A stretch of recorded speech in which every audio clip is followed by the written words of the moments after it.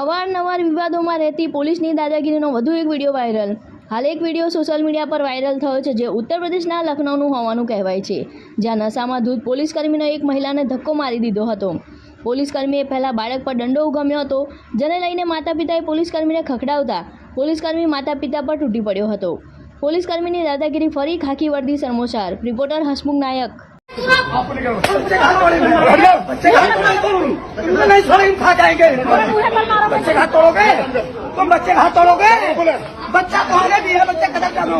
छोड़ बच्चे कदर कर लो। ये दारू पिए ना, हाथ क्या लगा रखो, हाथ क्या लगा रखो, हाथ क्या लगा रखो, हाथ क्यों लगा रहे हो? हाथ तोड़ोगे तुम।